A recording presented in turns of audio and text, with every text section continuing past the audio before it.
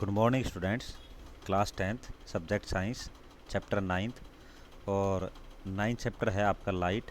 इसका जो टॉपिक है आज का वो रहेगा image formation in spherical mirror. Spherical mirror में इमेज फॉर्मेशन कैसे होती है, तो इसका फर्स्ट इसको देखिए। स्फेरिकल मिरर में इमेज फॉर्मेशन के लिए कुछ रूल्स फॉलो करने पड़ते हैं और फर्स्ट आता है पैरेलल रेज के लिए।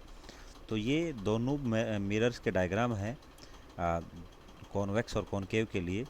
तो इसमें फर्स्ट नियम है कि जब पैरेलल प्रिंसिपल एक्सिस के parallel ray incident ray parallel होती है तो आफ्टर टू हीट वो हीट करने के बाद मुख्य फोकस मतलब कि जो प्रिंसिपल फोकस है उससे होकर के गुजर जाती है। तो इसमें क्या होता है, इमेज कैसे बनेगी? Reflected ray pass through the F. तो इसका पहला नियम क्या होगा कि रिफ्लेक्टेड रे है वो एफ से पास होकर के गुजरेगी। दूसरे लेंस के लिए क्या है कि भाई जब ये आती है तो टकरा करके कैसे निकल जाती है, कहता है कि जैसे ये इंसिडेंट रे है, ये क्या है, रिफ्लेक्टेड रे है। तो रिफ्लेक्टेड रे को हम पीछे की ओर बढ़ाते हैं तो ये जो पॉइंट आएगा, ये पॉइंट की कौन सा है, एफ है, फोकस। तो क्या कहते हैं, reflected ray appears to come from principal focus, कि हम रिफ्लेक्टेड रे के सामने आंख रख करके देखेंगे तो वो हमें प्रिंसिपल फोकस से आती हुई प्रतीत होती है। ऐसा लगता है जैसे प्रिंसिपल फोकस से आ रही हो। सेकेंड जो इसका लॉ है वो है रे थ्रू द फोकस। फोकस से जो जस्ट इसका जो फर्स्ट वाला है जस्ट इसका उल्टा है कि वो parallel to the principal axis थी, ये फोकस से होकर के गुजर रही है।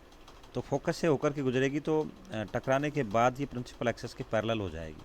तो इसमें देखिए, when incident ray comes through F after reflection returns as the parallel to the principal axis, कि आफ्टर रिफ्लेक्शन के बाद प्रिंसिपल एक्सिस के पैरेलल हो जाती है।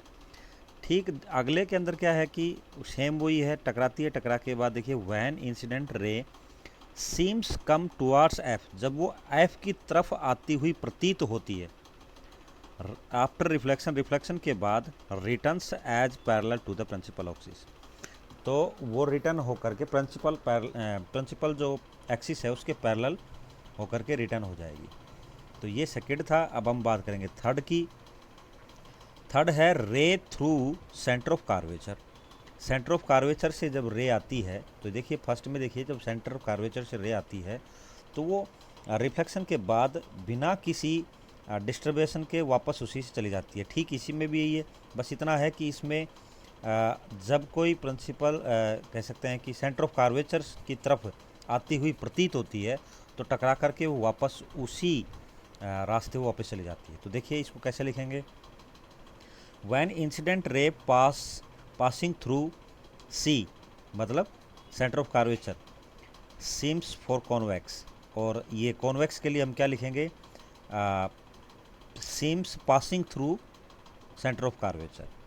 और कॉनकेव इसके लिए, कॉनकेव के लिए after reflection returns back along with the same path. बस इसमें ये है, कॉन्वेक्स के लिए सीम्स से हो जाएगा, मतलब प्रतीत होती है, और उसमें आ रही है। तो दोनों में यही है। तो इसके अलावा स्टूडेंट्स एक और अब बच जाता है अपना नियम, और वो नियम क्या है देखिए, और वो लो है आपका ओब्लिक्यू रे। ओब्लिक्यू रे क्या होती है? ओब्लिक्यू रे वो होती है जो रिफ्लेक्शन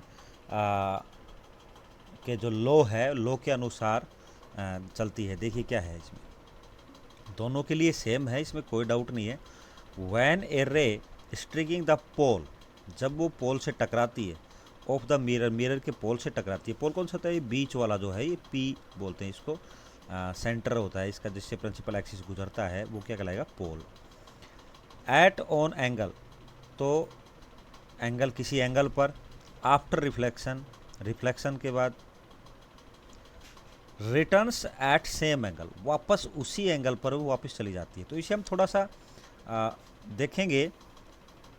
तो देखिए, angle I is equal to angle R, मतलब incident angle always equal to reflected angle. इधर भी angle I is equal to angle R, incident angle always equal to reflected angle. तो ये थे 4 नियम जो मैं आशा करता हूँ आपके समझ में आ गए होंगे। आप इसे लर्न करेंगे, राइट करेंगे। Thank you and God bless you.